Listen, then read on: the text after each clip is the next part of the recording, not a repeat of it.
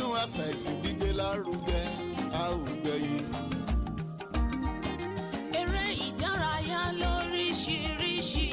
You cannot control me. You cannot. Okay. You can have a little control, but I'm still in charge. I can attack any minute, but you can control for like a second. Oh, that's nice. That's really a spot right there. We know exactly how that feels at Diamond FM. With good conversations, music, and top entertainment that touches your soul. It's radio like no other. Diamond FM. What did I say, huh? What did I say? I told you no touchy. Now you suffer the bite of the lion and the clenching jaws of an alligator. No touchy. On Diamond 88.7 FM, we give credible, factual, balanced reports at all time. Join us as we take you around the globe on the world news. Diamond 88.7 FM, Ilorin, your shining supreme station.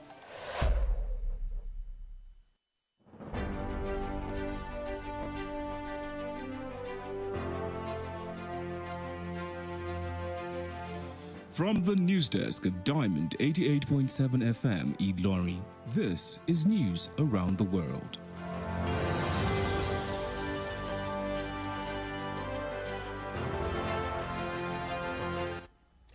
In the headlines, federal government declares Friday, Monday public holiday.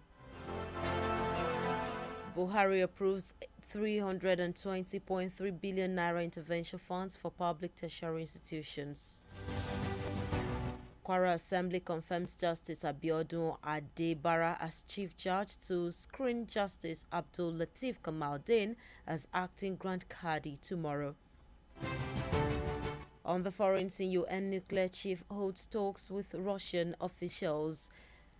In the exciting world of sports, CAF gives deadline to selected clubs to put their stadium in shape. Good evening and thank you for joining us for the news across the world on Diamond 88.7 FM Ilori. You can listen to us via our website www.diamondfm.net or watch us live on Facebook at Diamond 887 FM and YouTube Diamond FM Ilori. We'll bring you details of the news after this break. Please stay with us.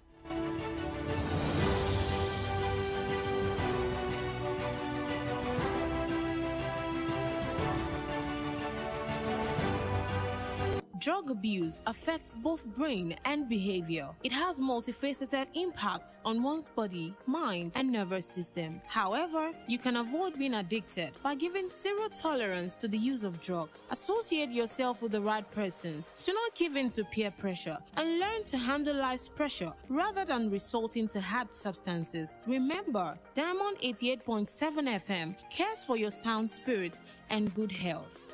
This message is from Diamond 88.7 FM.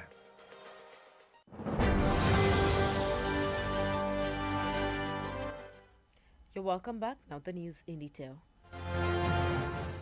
The federal government has declared Friday 7th and Monday 10th April as public holidays to mark this year's Easter celebration. The Minister of Interior, Ralph Aregbesola, made the declaration in Abuja today. The minister, in a statement signed by the ministry's permanent secretary, Shuaib Bergore, urged Christians to emulate the virtues of sacrifice, togetherness, forgiveness, kindness, love, peace, and patience, which were attributes and practices of Jesus Christ as exemplified by his ministry on the earth. Aregbesola also called on Christians and all Nigerians to use the occasion of this year's Easter to celebrate and pray for an end to security challenges in the parts of the country. President Muhammadu Buhari-led government has approved the sum of over 320 billion naira as the 2023 intervention funds for public tertiary education institutions in the country. The Executive Secretary of Tertiary Education Trust Fund, Sonny Echono, disclosed this in Abuja today during the fund's annual strategic planning workshop with all heads of beneficiary institutions. Echono said the meeting was an avenue to receive feedback and evaluate the performance of its intervention lines to enhance a more robust delivery of the agency's mandate. The Senate in plenary on Tuesday adopted the report of the conference committee, which was set up by the two chambers to harmonize the bill for an act to establish the Nigeria Peace Corps. The harmonized report of the conference committee, which was laid and adopted by the Senate, showed that the conference committee adopted the version of the bill as passed by the House of Representatives. The Senate's version seeks dissolution of the existing Peace Corps of Nigeria and National Unity and Peace Corps, while the House of Representatives version of the bill solely recommends the dissolution of the existing Peace Corps of Nigeria to be transformed into the Nigerian Peace Corps when assented to by President Muhammadu Buhari. The Peace Corps of Nigeria has, however, met up with an act of parliament mandating the bill to pass through the two chambers of the National Assembly, seeking to establish the Nigerian Peace Corps as a body charged with the responsibility to develop, empower, and provide gainful employment to youths, facilitate peace, volunteerism, community service, neighborhood watch, and nation building. Honorable Justice Abiodun Ayodele Adebara was screened and confirmed as the substantive Chief Judge of Kwara State by the State House of Assembly today as the Committee of All chaired by the Speaker Yakubu Danladi. Responding to questions from lawmakers, Justice Adebara promised to always ensure speedy dispensation of justice in the state, said a healthy and harmonious working relationship between the two arms of government in order to move the state forward will be his top priority. He also solicited for more budgetary provision for the state judiciary to address the problems of inadequate court rooms and other challenges in the third arm of government. Here is his voice.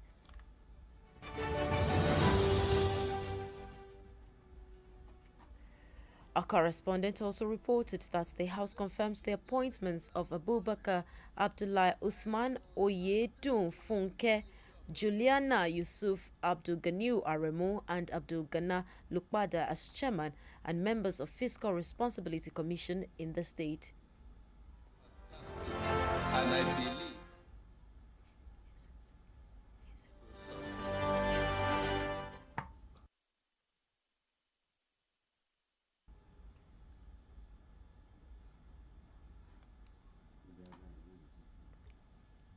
relationship with the executive arm of government. I can attest to it without any fear of contradiction that the kind of relationship that I've received from our amiable governor of Kwara State is very, very fantastic. And I believe this will be built upon even as time goes on. Speaker Danladi therefore directed Clerk of the House Hajia Alima Akbarogi to communicate the confirmation of the appointments to the governor. Still from the Kwara State Assembly, also at today's plenary, Kwara State House of Assembly has instructed Acting Grand Qadi, Kwara State Sharia Court of Appeal, Ilorin Justice Abdul Latif Kamaldeen, to appear before the House for screening tomorrow on the floor of the House at 10 o'clock in the morning. Diamond FM House of Assembly correspondent Mukhtar Ajelogbon reported that the invitation followed a letter from the governor to the State House requesting screening and confirmation of Justice Kamaldeen as Grand Qadi of the state. Speaker of the House, Engineer Yakubu Danladi, said Justice Kamaldeen would be screened as a substantive Grand Qadi of the state after his recommendation by the National Judicial Council for the appointment. The news across the world is reaching you from Diamond 88.7 FM. We'll go on a break now. After that, we'll bring you foreign and sports news. Please stay with us.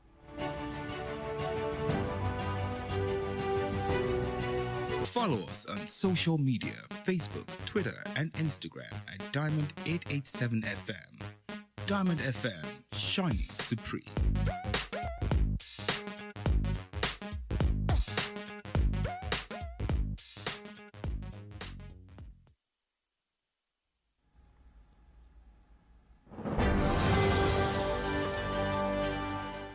You're welcome back. You're still listening to the news across the world, reaching you from Diamond 88.7 FM Ilorin. Now we continue with the rest of the stories and we pick up from the foreign scene. United Nations nuclear chief Rafael Grossi met with Russian officials in Kaliningrad today for talks to ensure the safety of the Moscow-held Zaporizhia nuclear power plant in Ukraine. His trip to the Russian enclave, which is stuck between Poland and Lithuania, came a week after he visited the embattled plant, where he said he was working on a safety plan that would suit both Kiev and Moscow.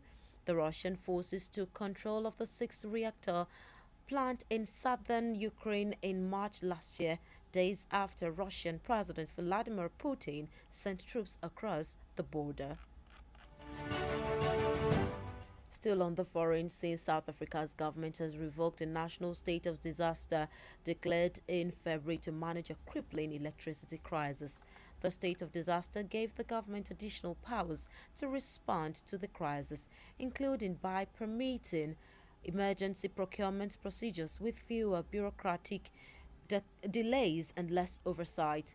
Cooperative Governance and Traditional Affairs Minister Thembi Nkadimeng said in a statement today that the government will now work through its Energy Crisis Committee to reduce the effect of power cuts using existing legislation and contingency arrangements.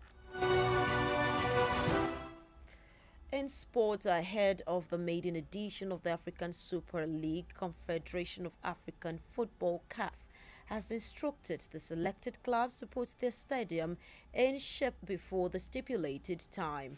The football body in February visited the selected clubs that will participate in the Super League. According to the latest update from CAF, the club, which includes Ali, Wydad, Esperance and Simba, have been given until June 15th to put in shape their fan stand, press box, VIP and guest cabin. With that, we've come to the end of the news across the world, but before we go, here is the recap of the major highlights. We have brought you reports that federal government declared Friday, Monday public holiday. Buhari approved 320.3 billion naira intervention funds for public tertiary institutions. Kwara Assembly has confirmed Justice Abiodun Adebara as chief judge to screen Justice Abdul Latif Kamaldeen as acting Grand Kadi tomorrow. On the foreign scene, UN nuclear chief holds talks with Russian officials, and in the exciting world of sport, CAF gives deadline to selected clubs to put their stadium in shape. Diamond FM asks you, did you know Mambila Plateau, located in Taraba State, is the highest mountain in Nigeria and the whole of West Africa? Now you know, and Diamond FM says, live a life that is worthy of emulation. For news coverage or information about happenings around you, kindly contact our newsroom on 0916 062 7526. The news across the world was edited by Mukhtar Ajelobo, and I am Tobi. Adebisi, thank you for listening to your shining supreme station. Good evening.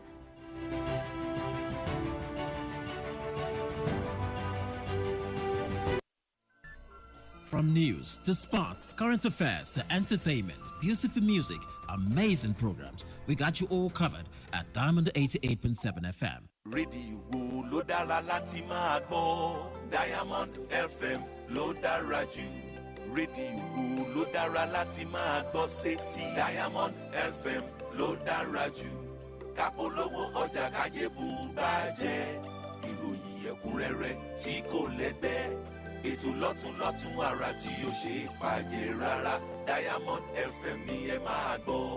ètò lọ́tún àrà tí ó ṣe pàjẹ́ rárá Diamond FM ni ẹ máa gbọ́. ẹ pariwo Diamond FM. ẹ pariwo Diamond FM. láti inú yàrá ìròyìn Diamond 88.7 FM Ìlọrin, ìròyìn àgbáyé.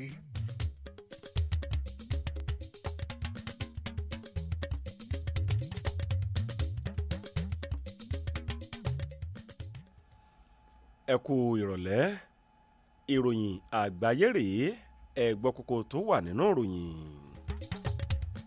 ìjọba àpapọ̀ kéde ọjọ́ ẹtì àtọ́jú ajé gẹ́gẹ́ bí ọjọ́ ìsinmi lẹ́nu iṣẹ́. ààrẹ Muhammadu Buhari fọwọ́ sí $3.3 bílíọ̀nù náírà gẹ́gẹ́ bí owó ìrànwọ́ fáwọn ilé ẹ̀kọ́ gíga ìjọba. ilé asòfin ìpínlẹ̀ Kwara fọwọ́ sí onídàájọ́ Abíọ́dún Adébára gẹ́gẹ́ bí adájọ́ àgbà. wọn yóò ṣàyẹ̀wò fún onídàájọ́ Abdulateef Kamadin gẹ́gẹ́ bí adelé adájọ́ àgbà ilé ẹjọ́ Sàríà lọ́la. nílẹ̀ òkèrè olórílẹ̀ka àwọn ohun ìjà tó burú jáì ní lájọ UN ṣèpàdé pọ̀ pẹ̀lú àwọn ìkan ilẹ̀ Russia. lẹ́ka eré ìdárayá àjọ CAF fi gbèǹdéke síta fáwọn ikọ̀ agbábọ́ọ̀lù tí wọ́n mú láti rí pé pápá ìṣeré ńlá eléyìí tí wọ́n yóò lò ó dúró ore bó ti yẹ.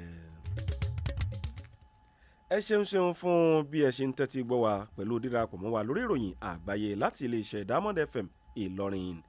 Ọ̀làǹrẹ̀wájú Ògúnníyì lóníròyìn. ẹ lè rí wa gbọ́ lórí ìtàkùn ayélujára www.diamondfm.net tàbí kẹ́ ò wá tààràtà lórí ìkànnì abánidọ́rẹ̀ẹ́ Facebook @Diamond 887 FM àbí lórí YouTube wa Diamond FM Ìlọrin. a ó mẹ́kúnrẹ́rẹ́ ìròyìn wá fún yín lẹ́yìn ìdánidúró ráńpẹ́ yìí.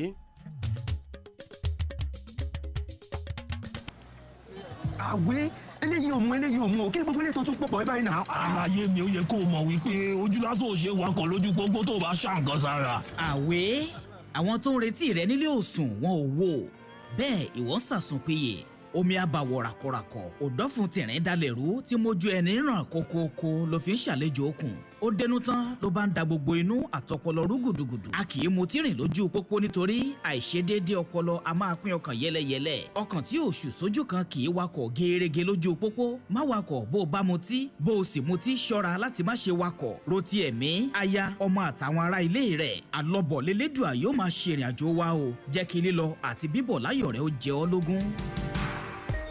ọ̀rọ̀ ìmọ̀ràn yín wá láti iléeṣẹ́ Diamond 88.7 FM. ìròyìn ẹ̀kúnrẹ́rẹ́ láti iléeṣẹ́ Diamond FM. ẹ káàbọ̀ padà ìròyìn àgbáyé rèé lẹ́kùnrẹ́rẹ́. ìjọba àpapọ̀ ti kéde ọjọ́ ẹtì ọjọ́ keje àti ọjọ́ ajé ọjọ́ kẹwàá oṣù kẹrin yìí gẹ́gẹ́ bí ọjọ́ ìsinmi lẹ́nu iṣẹ́ fún ti sàmì ayẹyẹ ọdún àjíǹde tọdún yìí. mínísítà fọ́rọ̀ abẹ́lé nílẹ̀ wa ọ̀gbẹ́ni Rauf Arẹ́gbẹ́ṣọlá òun ló kéde ọ̀rọ̀ yìí nílùú Àbújá. mínísítà náà nínú àpilẹ̀kọ kan eléyìí tí akọ̀wé àgbà níléeṣẹ́ ìjọba rẹ̀ Suhaib Begore eléyìí tó buwọ́lù ó rọ àwọn ọmọlẹ́yìn Kristi láti wàwòkọ́ṣe ẹ̀kọ́ ìfaraẹnijìn wíwà níṣọ̀kan ìdáríjì àti ìwà ìṣoore tó fi mọ́ ìfẹ́ àlàáfíà àti níní sùúrù eléyìí tó jẹ́ àwọn ìwà àti àpẹẹrẹ ìgbésí ayé Jésù Kristi nígbà tó wà láyé. Arẹ́gbẹ́ṣọlá ó tún ké sí àwọn ọmọlẹ́yìn Kristi àti gbogbo ọmọ Nàìjíríà láti lo àsìkò ayẹyẹ ọdún àjíǹde tọdún yìí fi gbàdúrà pé kí òpin kó dé bá àwọn ìpèníjà ètò ààbò eléyìí tó ń ṣẹlẹ̀ láwọn apá ibìkan lórílẹ̀‐èdè yìí. ààrẹ Muhammadu Buhari ti fọwọ́ sí owó tí rẹ̀ tayọ $300 bílíọ̀nù náírà $320 billion náírà gẹ́gẹ́ bí owó ìrànwọ́ fẹ́tò ẹ̀kọ́ tọdún yìí fáwọn ilé ẹ̀kọ́ gíga lórílẹ̀‐èdè yìí. akọ̀wé fọ́rọ̀ owó eléyìí tó ń wọ àwọn ilé ẹ̀kọ́ gíga TETFund Soni Echono ló sísọ lójú ọ̀rọ̀ yìí lónìí nílùú Àbújá ìyẹn lásìkò ètò ìdánilẹ́kọ̀ọ́ lọ́dọọdún èyí tí wọ́n ṣe pẹ̀lú gbogbo àwọn olórí àwọn ilé ẹ̀kọ́ gíga tó ń jàǹfààní rẹ̀. Echono sọ pé ìpàdé náà ló jẹ́ ọ̀nà láti gbọ́ ohun tó ń lọ àti láti ṣàyẹ̀wò sí bí ìdásí ìrànwọ́ náà bó ti ṣe ń so èso rẹ̀ sí láti lè mú kí ìrúgọ́gọ́ túbọ̀ wà nípa àwọn iṣẹ́ eléyìí tí àjọ náà gbé lọ́wọ́. ilé asòfin àgbà nínú ìjókòó wọn ìyẹn lọ́jọ́ ìṣẹ́gun ti fọwọ́ sí àbábọ̀ ìgbìmọ̀ tílé asòfin méjèèjì tán gbé kalẹ̀ lórí àbádòfin sí ṣàdásílẹ̀ àjọ Nigeria Peace Corps. àgbékalẹ̀ àbábọ̀ ìgbìmọ̀ alájùmọ̀gbélé ọ̀hún eléyìí tí ilé asòfin àgbà fọwọ́ sí ló ń túmọ̀ sí pé ìgbìmọ̀ tó ṣètò ni wọ́n fọ́ sí àbádòfin tí ilé aṣojúṣòfin fọwọ́ sí náà.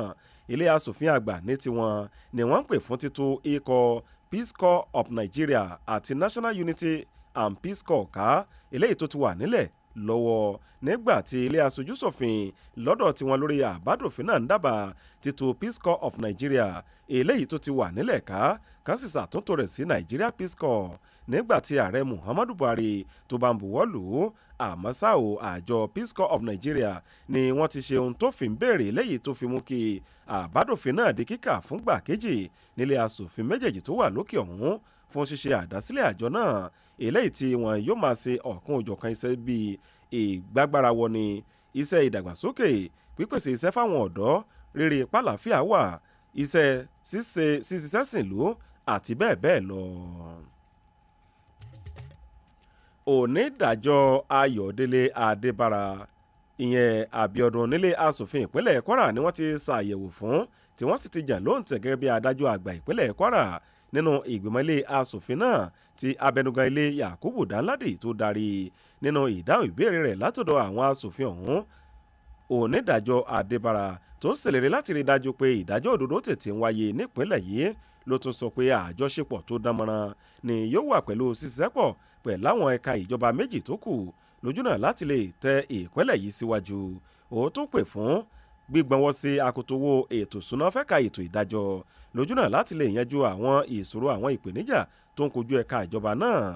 Àṣojú kọ̀ròyìn wa ló tún jábọ̀ pé ilé asòfin náà ni wọ́n tún fọwọ́ sí ìyànsípò Abubakar Abdullahi Uthman, Oyedunfunke Juliana, Yusuf Abdulganiyu Aremu àti Abdulgana Lukpada gẹ́gẹ́ bí alága àti ọmọ ìgbìmọ̀ àjọ FRC nípínlẹ̀ yìí. Abẹnugan ilé asòfin ìpínlẹ̀ yìí Onímọ̀ẹ̀rọ Danladi ló wá pàṣẹ fún akọ̀wé ilé Ajia Halima Pẹ́rọ́gì láti fọ̀rọ̀ ìfọwọ́sí ìyànsípò ọ̀tún ọ̀hún tó gómìnà létí. Ilé asòfin ìpínlẹ̀ Kwara ti pàṣẹ fún adelé adájọ́ àgbà tílé ẹjọ́ kòtẹ́milọ́rùn ti ìlànà sàríà nípínlẹ̀ Kwara èyí tó wà nílùú Ìlọrin onídàájọ́ Abdullateef Kamadin láti farahàn níwájú ilé asòfin náà lọ́la fún àyẹ̀wò láago 10 ìyálẹ̀ta. Àṣojú kọ̀ròyìn iléeṣẹ́ wa Diamond FM nílé asòfin ìpínlẹ̀ yìí Mukhtar Ajélọ́gbọ́n ló jábọ̀ pé ìwé ìránṣẹ́ pinni náà ń ló wáyé lẹ́yìn ìwé àkọ́ránṣẹ́ kan látọ̀dọ̀ gómìnà sílé asòfin ìpínlẹ̀ yìí eléyìí tó fi ń pè fún àyẹ̀wò àti fọwọ́sí onídàájọ́ Kamadin gẹ́gẹ́ bí adájọ́ àgbà tílé ẹjọ́ sàríà nípínlẹ̀ yìí. Abẹnuganlé asòfin ìpínlẹ̀ yìí Onímọ̀ẹ̀rọ Yakubu Danladi ló sọ pé àyẹ̀wò náà ni yóò wà fún Kamadin láti lè di ojúlówó adájọ́ àgbà ilé ẹjọ́ nílànà sàríà nípínlẹ̀ yìí lẹ́yìn ìtajọ tó ń rí ṣètò ìdájọ́ NJC tí wọ́n ti dábàá rẹ̀ fún ìyànsípò náà. Ìròyìn àgbáyé ló ń dé sétí gbọ̀nyìn láti Diamond 88.7 FM Ìlọrin. A ó lọ fún ìdánidúró ráńpẹ́ lẹ́yìn náà a ó mú ròyìn lẹ́ka tilẹ̀ òkèrè àtẹ̀rẹ́ ìdárayá wa fún yín ẹ má yí kúrò.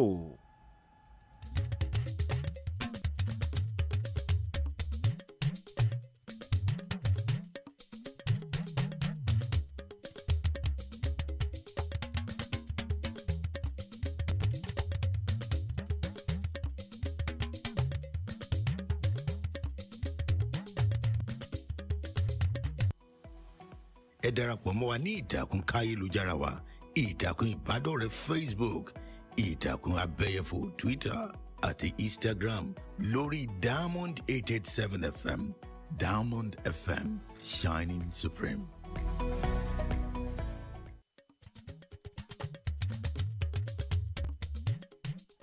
Ẹ káàbọ̀ padà ìròyìn àgbáyé lẹ́sìn tẹ́tí gbọ́ láti Diamond 88.7 FM Ìlọrin. Ìyókù ròyìn rèé látilẹ̀ òkèrè. Olórí tó wà fáwọn ìjà alágbára lájọ ìṣọ̀kan àgbáyé UN Rafael Grossi ti ṣèpàdé pọ̀ pẹ̀lú àwọn ìkan ilẹ̀ Russia ní Kaliningrad ìyẹn lónìí láti lè jíròrò lórí ìfikùnlukùn nípa ètò ààbò iléeṣẹ́ ọ̀hún ìjà alágbára lórí àwọn iléeṣẹ́ ohun ìjà alágbára náà tí wọ́n ń pè ní Zaporizhia tó jẹ́ tilẹ̀ Moscow tó wà ní Ukraine. Ìrìn àjò rẹ̀ lọ sílẹ̀ Russia eléyìí tó ti sí àárín Poland àti Lithuania náà ló wáyé lẹ́yìn ọ̀sẹ̀ kan tó ṣàbẹ̀wò sílé iṣẹ́ èyí tẹ́kọ̀ sójú mímu fún náà. Nínú eléyìí tó ti sọ pé òun ṣiṣẹ́ lórí bẹ́tò ààbò yóò ti ṣe wà lọ́nà tí ó dùn mọ́ Kyiv àti Moscow nínú.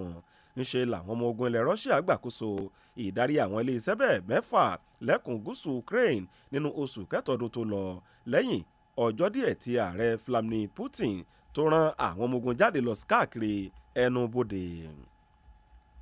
Nílẹ̀ òkèrè ẹ̀wẹ̀ ìjọba ilẹ̀ South Africa ti wá wọ̀rọ̀kọ̀ fi sàdá lórí ipò àpapọ̀ tọ́rọ̀ wà lóṣù kejì lẹ́yìn tó fa ìdẹnukọlẹ̀ ọ̀rọ̀ iná mọ̀nàmọ́ná.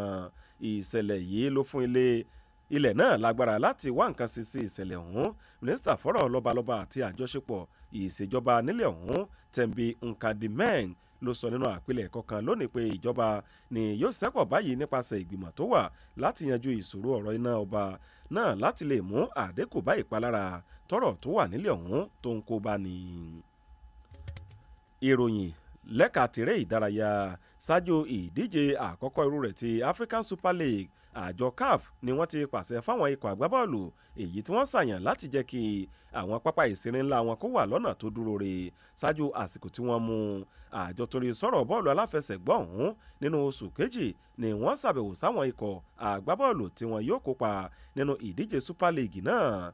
Ìròyìn tá a rí gbọ́ báyìí látọ̀dọ̀ àjọ CAF ni wọ́n ní lára àwọn ikọ̀ àgbábọ́ọ̀lù náà láti rí Ale, Wydad, Esperance àti Simba lẹ́yìn tí wọ́n ti fún wọn di ọjọ́ 15 nínú oṣù kẹfà láti mú káwọn ojúkò tó ṣe gbòógì nínú pápá ìṣeré èyí tí wọ́n fẹ́ lò kó dúró re.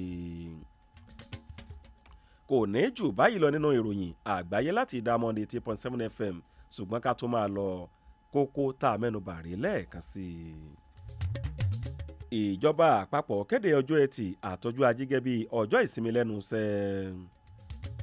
Ààrẹ Muhammadu Buhari fọwọ́ sí $3.3 bílíọ̀nù náírà gẹ́gẹ́ bí owó ìrànwọ́ fáwọn ilé ẹ̀kọ́ gíga ìjọba. Ilé aṣòfin ìpínlẹ̀ Kwara fọwọ́ sí onídàájọ́ Abíọ́dún Adébára gẹ́gẹ́ bí adájọ́ àgbà. Wọn yóò ṣàyẹ̀wò fún onídàájọ́ Abdulateef Kamadeen gẹ́gẹ́ bí adelé adájọ́ àgbà ilé ẹjọ́ Sàríà lọ́la. Nílẹ̀ òkèrè lórílẹ̀ka àwọn ohun ìjà tó burú jáì ní lájọ UN ṣèpàdé pọ̀ pẹ̀lú àwọn ìkan ilẹ̀ Russia.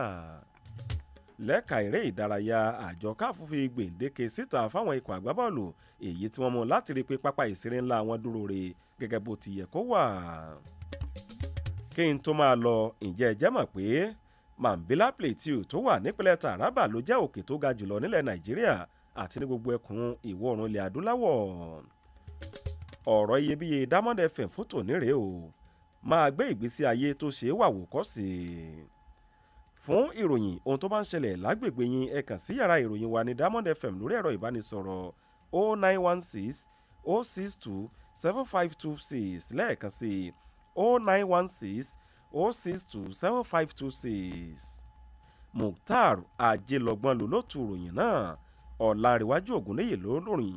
Ẹ ṣeun fún bẹ́ẹ̀ ṣe ń tẹ́tí gbọ́ ìkànnì yẹn eléyìí tó ta wọ́n yọ.